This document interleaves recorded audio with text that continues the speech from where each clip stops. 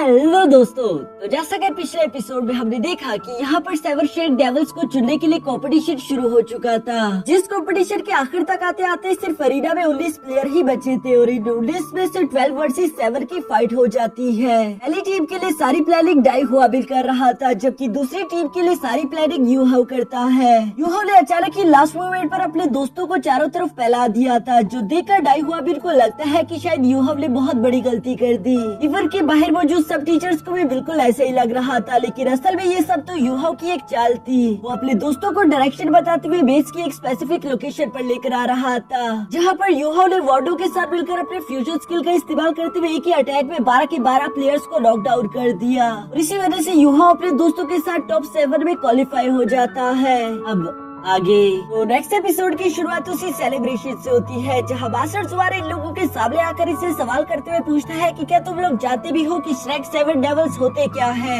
जिस पर ज्याओ ज्याओ आगे आकर जवाब देते हुए बोलती है कि श्रेक 7 डेविल्स हमारे श्रेक स्कूल के 7 जीनियस मॉन्स्टर्स थे। जिस पर बासर जुआर जवाब देते हुए बोलते हैं कि हाँ, तुमने बिल्कुल ठीक कहा, क्या कोई और भी कुछ जानता है। जिस पर मिस्टर बीबी भी बताना शुरू कर देते हैं कि आज से कई सालों पहले कॉन्टिनेंटल स्कूल्स के बीच एक इलाइट कॉम्पिटिशन होता था। उसी इलाइट कॉम्पिटिशन में हमारे श्रेक एकेडमी को भी रिप्रेजेंट करने वाले 7 श्रेक डेविल्स थे, जिनकी वजह से हमारी श्रेक एकेडमी इतनी सारा फेमस हो पाई, क्योंकि उन्होंने कई सारे कॉम्पिटिशन जितवाए थे। मास्टर जुआन को यहाँ पर बीबी का जवाब काफी ज्यादा अच्छा लगा, इसलिए वो उससे कहते हैं कि शाबाश, तुमने बिल्कुल सही कहा। श्रेक 7 डेविल्स हमारे इलाइट कॉम्पिटिशन की वजह से ही शुरू हुए, जिसे अब सोल बैटल कहा जाता है, और जो टीम हमारी तरफ से इलाइट कॉम्पिटिशन में हिस्सा लेगी उन्हें 7 श्रेक डेविल्स कहा जाएगा। वर्नम को यहाँ पर मास्टर जुआन की बात सुनकर समझ नहीं आया कि आखिर इलाइट कॉम्पिटिशन का नाम चेंज करके सोल बैटल क्यों रख दिया गया, लेकिन यूहाव जाता रहा कि सोल बैटल का नाम इसीलिए रखा गया क्योंकि सोल गाइडेंस वेपन आने की वजह से बहुत चीजें बदल चुकी थी। साथ ही यहाँ पर मौजूद ज़ू काफी ज्यादा एक्साइटेड होते हुए कहता है कि मुझे यकीन नहीं आता कि हम लोग 7 श्रेक डेविल्स के सब्स्टिट्यूट है, क्योंकि 7 श्रेक डेविल्स के बारे में मैंने बहुत कुछ सुन रखा था। और यहाँ पर वो पुराने 7 श्रेक डेविल्स के नेम लेकर यूहाव को उनके बारे में बताता है कि वो साथ के साथ वॉरियर इस पूरी एकेडमी में बहुत ही ज्यादा मशहूर है। ऐसा कहा जाता है जब वो लोग भी सब्स्टिट्यूट 7 श्रेक डेविल्स से, तब उन लोगों ने भी कई सारे करनामे किए थे। मैं तो पहले जानता भी नहीं था कि मैं कभी उन लोगों से मिल पाऊंगा, लेकिन अब तो मैं 7 श्रेक डेविल्स में से एक हूँ। मुझे यकीन नहीं आ रहा। मास्टर जुआन ने भी यहाँ पर मौजूद इन लोगों को यही बात बता दी थी कि अगर 7 श्रेक डेविल्स में से कोई भी कॉम्पिटिशन से आउट होता है तो उनकी जगह तुम लोग फाइट कर सकते हो, यानी कि अभी के लिए तुम लोग एक रिजर्व 7 श्रेक डेविल्स टीम होगी, जबकि फ्यूचर में तुम लोग एक मेन 7 श्रेक डेविल्स टीम भी बन सकती हो। ये जानकर तो यहाँ पर मौजूद ये सबके सब डिसाइपल बहुत ही ज्यादा खुश हो गए थे। स्याओ स्याओ तो मुस्कुराते हुए कहती है कि मुझे यकीन नहीं आ रहा, मैंने कभी सोचा भी नहीं था कि मैं श्रेक एकेडमी में इतनी बड़ी पोजीशन पर पहुंच पाऊंगी। और इसी तरह से ये लोग बातें करते हुए वहाँ से दूर आ गए, जहाँ रास्ते में चलते हुए मिस्टर बीबी भी यही सब कह रहा था। वो बताता है कि मैं नहीं जानता रहा कि ये कंपटीशन हमें इतनी बड़ी ऊंचाइयों तक ले आएगा। जो सेंची भी यहाँ पर कंपटीशन के लिए एक्साइटेड होते हुए जियांगनन से कह रहा था कि 1 महीने बाद सोल बैटल शुरू होगा। यकीनन मास्टर जुआर हम लोगों को पर्सनली ट्रेनिंग देंगे ताकि हम लोग उस सोल बैटल के लिए जल्द से जल्द खुद को तैयार कर सके। ये बात हमारे लिए काफी ज्यादा फायदेमंद होगी, लेकिन जियांगनन तो उस पर अपना मूड ही खराब नहीं करती। दूसरी तरफ मौजूद ज्याओ ज्याओ को यहाँ पर वार्डो और यूहाव की फिक्र हो रही थी। वो नहीं चाहती थी कि आखिर मास्टर जुआन ने उन दोनों को अपने साथ क्यों रोक लिया। जबकि पीछे की तरफ हम मास्टर जुआन को देखते हैं, जो कि यहाँ यूहाव और वार्डो से कह रहा था कि तुम लोगों का वो फ्यूजन स्किल काफी ज्यादा कमाल का था। मुझे तुम दोनों की परफॉर्मेंस भी बहुत अच्छी लगी, लेकिन मैं नहीं जानता कि आखिर तुम लोगों ने सही बात कैसे डिसाइड किया। अगर गलती से तुम्हारा दुश्मन तुम्हारी इस अटैक को डॉज कर लेता तो तुम जानते थे कि ये फ्यूजन स्किल कितनी ज्यादा सोल एनर्जी एब्सॉर्ब करता है। उसके बाद तुम लोगों का जीतना नामुमकिन हो जाना था। जिस पर वार्डो यहाँ यूहाव को इशारा करते हुए कहता है कि तुम सच बता सकते हो। यूहाव भी एक कदम आगे आते हुए मास्टर जुआन से कहता है कि इसमें कोई खास बात नहीं, मैं आपको खुद दिखाता हूँ कि हमने ये कैसे किया। ये बोलते साथ ही यूहाव ने वहाँ पर अपने सोल डिटेक्शन टेक्निक को एक्टिवेट कर लिया, जिसकी वजह से चारों तरफ आसपास की चीजें काफी ज्यादा डिटेल में दिखना शुरू हो चुकी थी। मास्टर जुआन तो सोल डिटेक्शन टेक्निक को देखकर काफी ज्यादा शौक हो गए थे। उन्हें यकीन नहीं आ रहा था कि ये 10 साल पुरानी सोल रिंग की सोल अटैक है। ये तो बिल्कुल पॉसिबल ही नहीं हो सकता। ये कहते हुए मास्टर जुआन ने अपनी किलिंग इंटेंट को यहाँ यूहाव पर लगाना शुरू कर दिया था, जिस एनर्जी की वजह से यूहाव को दर्द हो रहा है। असल में मास्टर जुआन को लग रहा था कि यूहाव के पास जरूर 1 मिलियन पुरानी सोल रिंग होगी, या फिर वो खुद 1 मिलियन पुराना सोल बीस्ट होगा, जो कि ट्रांसफॉर्म होकर ह्यूमन बॉडी में आ चुका है। क्योंकि ऐसा पॉसिबल ही नहीं है कि एक 10 साल पुरानी सोल रिंग के पास ऐसी कोई टेक्निक हो। ये बिल्कुल नामुमकिन है, मुझे इसकी बातों पर बिल्कुल भी यकीन नहीं आ रहा। ये सब कहते हुए मास्टर जुआन यूं ही अपने किले के डेट को बढ़ाते जा रहे थे ताकि यूहाओ अपने रियल फॉर्म में आ जाए। अंदर की तरफ मौजूद जेड आई स्कॉर्पियन एप्रेस भी समझ गई थी कि आदमी जानबूझकर हमें बाहर लाना चाहता है, लेकिन वो समझ नहीं पा रही थी कि वो क्या करे। वार्डोग यहाँ पर मास्टर जुआन को रोकने की कोशिश करता है, लेकिन मास्टर जुआन तो रुकने का लाभ ही नहीं ले रहे थे। वो सारी सच्चाई जाने बगैर बिल्कुल नहीं रुक सकते। तभी अचानक यूहाओ यहाँ पर मास्टर जुआन से कहता है कि मास्टर जुआन प्लीज रुक जाइए, मैं टाक लैल का एक डिसाइपल हूँ और मेरे टाक लैल पर्पल डीमन आई और मेरी स्पिरिचुअल आई की कॉम्बिनेशन की वजह से मैं इस टेक्निक को क्रिएट कर पाया। जो सुनकर मास्टर जुआन खुद को रोकते हुए कहता है कि तुम्हें लगता है कि तुम्हारी स्पिरिचुअल आइज की वजह से तुम ये म्यूटेशन स्किल क्रिएट कर पाए। मैं नहीं जानता कि तुम्हारे क्या राज है, लेकिन मैं इतना जरूर जानता हूँ कि तुम एक कमांडर बनने के लिए पैदा हुए हो। तुम्हारी ये 10 साल पुरानी सोल रिग बहुत ही ज्यादा कमाल की है। मैंने तुम्हारी सोल रिग पर प्रेशर लगाने की कोशिश की और मुझे मालूम हुआ कि ये किसी डेकेड या फिर मिलेनियम सोल रिग से ज्यादा मजबूत है। साथ ही मास्टर जुआन कहता है कि हम लोग अपनी सोल रिंग का कलर नहीं चेंज कर सकते। कलर को देखकर तो यही लगता है कि ये 10 साल की सोल रिंग ही है, इसलिए मुझे मजबूरन भरोसा करना ही होगा। जो सुनकर तो अंदर मौजूद टियानो भी खुश होता हुआ कह रहा था कि तुम मुझे कुछ जरा ही कम समझते हो, मैं बहुत ही अच्छे से इल्यूजन क्रिएट कर सकता हूँ। वैसे भी एक 10 साल पुरानी सोल रिंग और 1 मिलियन पुरानी सोल रिंग दोनों का कलर ऑलमोस्ट सिमिलर ही होता है। दूसरी तरफ आइस जेड स्कॉर्पियन एम्प्रेस भी आगे की तरफ आते हुए कहती है कि ये इंसान दिखने में काफी ज्यादा ताकतवर लग रहा है। ऐसा लगता है जैसे कि ये अगर अपने फुल पोटेंशियल का इस्तेमाल करे तो शायद ये मुझे भी हरा पाएगा। दूसरी तरफ बाहर मौजूद मास्टर जुआन आखिरकार यहाँ यूहा और वार्डोग से ये सब बातें करने के बाद उनसे कहते हैं कि अब तुम लोग आराम करने के लिए यहाँ से जा सकते हो। जो सुनकर तो वार्डोग और यूहा खुश होते हुए वहाँ से रवाना हो गए और वो बाहर की तरफ देखते हैं कि ज़्याओज़े और बाकी सारे दोस्त उनका इंतजार कर रहे थे। जो देखकर तो यूहा भी हैरान होते हुए कहता है कि तुम लोग अभी भी हमारा इंतजार कर रही हो। यहाँ यूहा को जवाब देते हुए बोलता है कि तुम्हारी वजह से हम लोग वो कॉम्पिटिशन जीते, भला हम लोग तुम्हें छोड़कर कैसे जा सकते थे। जिस पर यूहा और वार्डोग एक साथ जवाब देते हुए बोलते हैं कि बेशक वो कंपटीशन हम लोग अपने गोल्डन रोड टेक्निक की वजह से जीत गए, लेकिन हम लोगों की वो फ्यूजन स्किल बिल्कुल भी अकेले किसी काम की नहीं थी। अगर आप लोग हमारे सारे एनिमीज को एक लाइन में ला लाए होते तो वो अटैक सिर्फ एक ही दुश्मन को खत्म कर पाता। उसके बाद हम लोगों का जीतना जरा मुश्किल था, इसलिए वो सारी टीम एफर्ट थी। जो सुनकर ज़ू फौरन आगे की तरफ आते हुए यूहा से कहता है कि चलो भी अब बातें करना बंद करो, हम सब जानते हैं कि तुम लोगों ने वहाँ पर क्या किया और वैसे भी हम यहाँ पर तुम्हारा एक और वजह से भी इंतजार कर रहे थे। यूहा मैं जानना चाहता हूँ कि तुम्हारी डेट ऑफ बर्थ क्या है। जो सुनकर यूहा हैरान होते हुए कहता है कि मेरी डेट ऑफ बर्थ, जिस पर ज़ू जवाब देते हुए बोलता है कि हाँ तुम्हारी डेट ऑफ बर्थ। अब हम लोग न्यू 7 शेक डेविल्स बनने वाले हैं। ऑलरेडी हम लोग रिजर्व टीम तो बन चुके हैं। मैं सिर्फ डेट ऑफ बर्थ से यही जानना चाहता हूँ कि फर्स्ट टीम और हमारी टीम की एज में कितना फर्क था। जो सुनकर तो यूहा, वार्डोग और बाकी के सब लोग भी एग्री हो गए, इसलिए वार्डोग सबसे आगे की तरफ आते हुए कहता है कि मैं पैदा हुआ था मई 27 को। जिस पर यूहा जवाब देते हुए बोलता है कि मैं पैदा हुआ था अप्रैल 23 को और साथ ही साथ ज़्याओज़े भी अप्रैल में ही पैदा हुई थी, लेकिन अप्रैल 10 को। जबकि साथ ही जियांगन भी अपनी डेट ऑफ बर्थ बताते हुए बोलती है कि मैं 23 दिसंबर को पैदा हुई थी। जो मुस्कुराते हुए अपनी डेट ऑफ बर्थ 26 नवंबर बताता है, जबकि मिस्टर बीबी ने भी अपनी डेट ऑफ बर्थ बता दी थी कि मैं पैदा हुआ था सितंबर 24 को। लास्ट में केटाओ बताता है कि मैं पैदा हुआ था 28 अक्टूबर को, जिसके साथ ही यहाँ पर सब लोगों की डेट ऑफ बर्थ हम लोगों को मालूम हो गए। जूसेंसी यहाँ सबकी डेट ऑफ बर्थ जानने के बाद मिस्टर बीबी से कहता है कि तुम हमारे सबसे बड़े फर्स्ट ब्रदर हो। सेकंड बिग ब्रदर की पोजीशन तो मेरी होनी चाहिए थी, लेकिन वो केटाओ ने ले ली। चलो कोई बात नहीं, एटलीस्ट मैं थर्ड बिग ब्रदर तो जरूर हूँ। जबकि वो जियांगन के पास जाकर कहता है कि और तुम फोर्थ बिग सिस्टर हो, यानी कि हम दोनों तो काफी जरा पास है, 3 और 4। जूसेंसी बेचारा यहाँ अपनी हर एक कोशिश करता है कि वो जियांगन के पास आ सके, लेकिन जियांगन तो उस पर अपना मूड ही खराब नहीं करती, बल्कि वो आगे की तरफ चलना शुरू कर देती है और हमारे बेचारे लवर बॉय का यहीं पर पोपट बच जाता है। इसके बाद हम देखते हैं कि ज़्याओज़े भी आगे की तरफ जाते हुए कहती है कि मुझे भी यकीन नहीं आ रहा, मैं एज के हिसाब से 5th रैंक पर हूँ। वार्डोग और यूहा तुम दोनों मुझसे जूनियर हो, तो आज के बाद मुझे बिग सिस्टर कहकर पुकारना।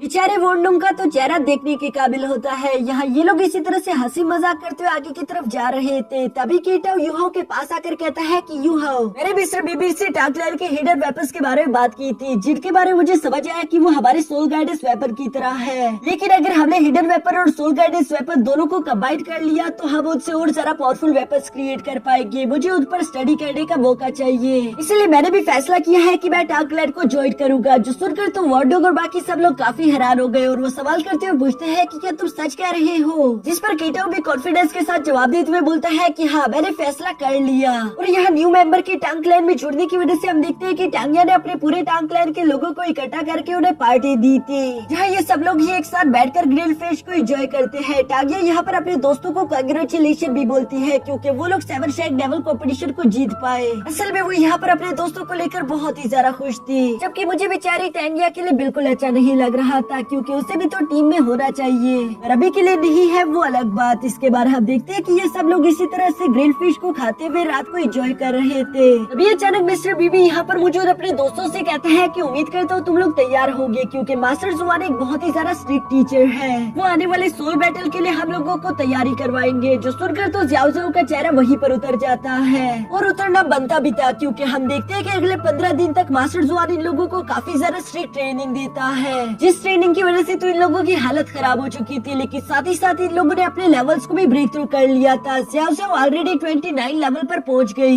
जबकि यूहाओ ने भी अपना लेवल ब्रेक थ्रू करके 27 लेवल को अचीव कर लिया था। मास्टर जुआन भी यहाँ पर मौजूद इन लोगों की इस इम्प्रूवमेंट को देखकर इनसे कहते हैं कि तुम लोग काफी ज्यादा अच्छा परफॉर्म कर रहे हो, जबकि साथ ही हम देखते हैं कि टैंगिया भी वहीं पर पास में मौजूद इन लोगों की इस ट्रेनिंग को देख रही थी, जबकि वो कुछ ज्यादा खुश दिखाई नहीं देती। ऐसा लगता है जैसे कि अब उसे भी यहाँ पर टीम में न होने की कमी खल रही थी। इसके बाद नेक्स्ट सीन में हम देखते हैं जहाँ पर मास्टर जुआन यूहाओ और उसके दोस्तों को रेगुलर टीममेट से मिलवाने के लिए लेकर जा रहा था। वो इन्हें बताता है कि अभी के लिए तुम लोग तो रिजर्व सेवन शेक डेविल्स हो, क्या तुम लोग हमारी main seven shake devil team से मिलना चाहोगे? जो सुनकर तो यूहाओ और उसके सारे दोस्त काफी ज्यादा एक्साइटेड हो चुके थे और मास्टर जुआन इन लोगों से कहता है कि चलो फिर तुम लोगों को उससे मिलवा ही दिया जाए। यहाँ मास्टर जुआन के ये कहते साथ ही हम देखते हैं कि दूसरी तरफ से सेवन वॉरियर तेजी के साथ भागते हुए सीधा आउटर शेक एकेडमी की तरफ आ रहे हैं, और वो सेवन वॉरियर्स तो दिखने में काफी ज्यादा स्ट्रॉन्ग लग रही थी, जिनमें से ज़्याओ ज़्याओ भी एक थी जो कि यहाँ पर आते साथ ही यूहाओ को आंख फाड़ती है। यूहाओ तो उसकी ऐसी हरकत देखकर मुस्कुराना शुरू कर चुका, लेकिन पीछे खड़े वार्डो को ये सब बिल्कुल भी अच्छा नहीं लग रहा था।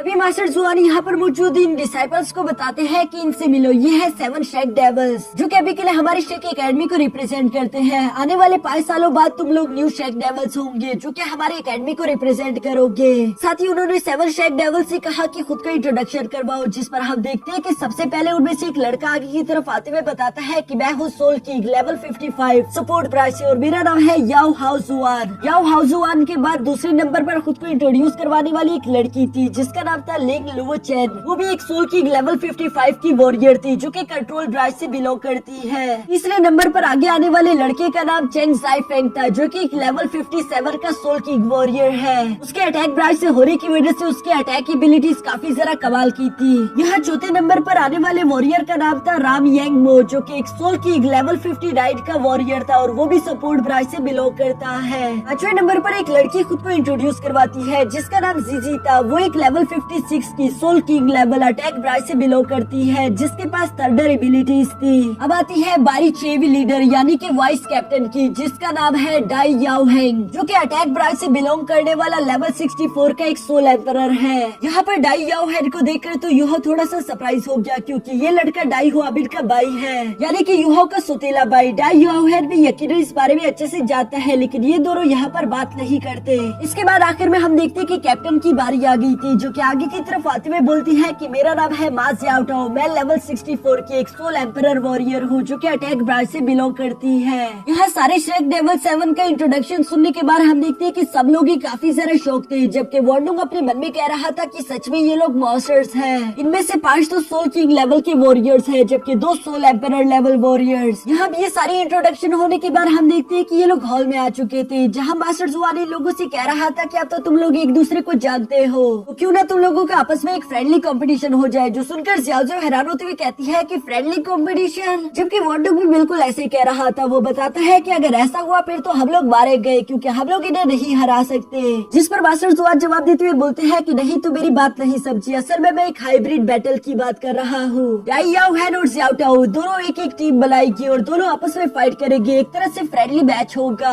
साथ ही मास्टर जुआन बताते हैं चूँकि ज़्याओटाओ की कल्टिवेशन ज्यादा है इसलिए उसे 4 न्यू फ्रेशी रिजर्वर लेने होंगे और वो 2 प्लेयर अपने मेन टीम से जाकर सेलेक्ट कर सकती है, जबकि दूसरी तरफ डाई याओ हेंग जो कि अपने पास 3 फ्रेशी रिजर्वर्स लेगा और 3 अपनी मेन टीम में से प्लेयर सेलेक्ट कर सकता है। इस तरह दोनों तरफ 7-7 वॉरियर्स हो जाएंगे। इस बार पर डाई याओ हेंग और ज़्याओटाओ दोनों ही एग्री हो चुके थे, इसलिए हम देखते हैं कि सबसे पहले आगे आकर ज़्याओटाओ कहती है कि मैं सबसे पहले चूज करूंगी राम को। राम भी फ्लेक्स करते हुए कहता है कि ज़्याओटाओ तुम्हारी चॉइस वाकई में कमाल की है। साथ ही ज़्याओटाओ ने अपने दूसरे वॉरियर के तौर पर युहाओ को सेलेक्ट कर लिया था। अब दूसरी तरफ डाई याओ हैन की बारी थी, जो कि सबसे पहले तो चेन साइफेन को अपनी टीम में चूज करता है। साथ ही साथ उसे जू सेनशी को भी अपनी टीम में सेलेक्ट कर लिया था। और इसके बाद दोबारा जियाओ टाओ की बारी थी कि वो दो प्लेयर्स को अपनी टीम में सेलेक्ट करे, जहाँ पर वो एक तो जीजी और दूसरा मिस्टर बीबी को सिलेक्ट कर लेती है। अब इसी तरह से देखते देखते दोनों वॉरियर्स अपने लिए टीममेट्स को सिलेक्ट कर रहे थे। जू सेनशी तो अपने मन में दुआएं कर रहा था कि काश जियांगनेन मेरी टीम में आ जाए, और उसकी दुआ यहाँ पर कबूल भी हो गई थी क्योंकि जियांगनेन उसकी टीम में आ जाती है। दूसरी तरफ हम देखते हैं कि वॉन्डोंग भी बिल्कुल सेम तरह से दुआ कर रहा था। वो किसी तरह से भी युहाओ के साथ उसकी टीम में रहना चाहता है, जिस पर हम देखते हैं कि जियाओ टाओ ने सच में उसे अपनी टीम में सिलेक्ट कर लिया था। ये जानकर तो वो काफी ज्यादा खुश हो गया और उसकी ये खुशी सब लोगों ने देख ली, इसलिए वो सबके सामने एम्बैरेस होकर कहता है कि मैं तो ऐसे ही खुश हो रहा हूँ। मास्टर जुआन देखते हैं कि यहाँ दोनों कैप्टन ने ही अपने टीममेट्स को सिलेक्ट कर लिया, इसलिए वो उनसे कहता है कि तुम लोगों के पास 10 मिनट है। अगर तुम लोगों को किसी तरह की स्ट्रेटेजी या फिर प्लानिंग बनानी है तो तुम इसमें बना सकते हो। हम लोग 10 मिनट बाद कंपटीशन को शुरू करेंगे। जो कहने के बाद दोनों टीम अलग अलग होकर अपनी प्लानिंग शुरू कर चुकी थी। जियाओ टाओ अपने सारे वॉरियर्स को बता रही थी कि तुम लोगों को क्या करना है, जैसे कि वो मिस्टर बीबी से कहती है कि तुम जीजी का साथ देते हुए चैंग जाइफेंग का सामना करोगे, जबकि साथ ही वो केटाओ से कह रही थी कि चाहे कुछ भी हो जाए तुम्हें चारों तरफ तबाही मचाती रहनी है, तुम उन पर गोलियों की बरसात कर दोगे। इसी तरह से अपने सारे टीममेट्स को उनका रोल बताने के बाद आखिरकार वो युहा और वॉन्डोंग से कहती है कि तुम दोनों हमारी टीम के सबसे ज्यादा कमजोर कड़ी हो, इसलिए वो सबसे पहले हो सकता है कि हम लोगों को टारगेट करे। तुम लोग पीछे रहकर टीम को कंट्रोल करने में मदद करोगे। क्या युहा तुम्हें इससे कोई एतराज है? जिस पर युहा जवाब देते हुए बोलता है कि नहीं, मुझे इससे कोई एतराज नहीं, बल्कि मैं अपनी पूरी कोशिश करूंगा। यहाँ दूसरी तरफ हम देखते हैं कि डाई याओ हैन ने भी अपनी टीम के साथ प्लानिंग कंप्लीट कर ली थी। अब इन दोनों की एक दूसरे के आमने सामने आने का वक्त हो चुका था और तभी अचानक वॉन्डोंग के दिमाग में एक सवाल आ गया, जिसका जवाब लेने के लिए वो फौरन से जियाओ टाओ के पास आकर उससे पूछता है कि क्या मैं जान सकता हूँ आखिर सेवन शेक डेविल्स में से कोई भी सोल गाइडेंस डिपार्टमेंट से क्यों नहीं है? जिस पर जियाओ टाओ जवाब देते हुए बोलती है कि हमारी टीम में एक सोल गाइडेंस डिपार्टमेंट का वॉरियर था, लेकिन हमने उसे यहाँ से एलिमिनेट कर दिया क्योंकि हमें पावरफुल वॉरियर्स चाहिए थे, कोई ऐसे वॉरियर्स नहीं जो कि वेपन्स पर डिपेंड करते हो। जियाओ टाओ की ये बातें सुनकर केटाओ को काफी ज्यादा बुरा लगा, इसलिए वो यहाँ जियाओ टाओ से कहता है कि जियाओ टाओ मैं तुमसे वादा करता हूँ, मैं तुम्हें यहाँ पर प्रूव करके बताऊंगा कि सोल गाइडेंस वॉरियर कोई ऑप्शनल नहीं होते। हमारी स्ट्रेंथ के सामने हम बड़े बड़े वॉरियर्स को हरा सकते हैं। जो सुनकर जियाओ टाओ जवाब देते हुए बोलती है कि हाँ, मैं सिर्फ ताकत पर यकीन रखती हूँ, अगर तुम इस बात को साबित कर पाए तो मैं मान लूंगी। युहा भी चूँकि सोल गाइडेंस डिपार्टमेंट से है, इसलिए वो भी केटाओ का साथ देने के लिए पूरी तरीके से तैयार था। इसके बाद हम देखते हैं कि अरीना में आखिरकार कंपटीशन का वक्त हो चुका था। दोनों ही टीम एक दूसरे के आमने सामने खड़ी थी और तभी अचानक मास्टर जुआन यहाँ आवाज लगाते हुए बोलते हैं कि चलो कंपटीशन को शुरू करो, जहाँ पर दोनों ही टीम एक दूसरे से फाइट करने के लिए पूरी तरीके से एक्साइटेड होकर एक दूसरे के आमने सामने आ चुकी थी। और इसी के साथ हमारा ये एपिसोड यहीं पर खत्म हो जाता है। अगर आप लोगों को ये वीडियो अच्छा लगा तो मेरे चैनल को सब्सक्राइब एंड लाइक करें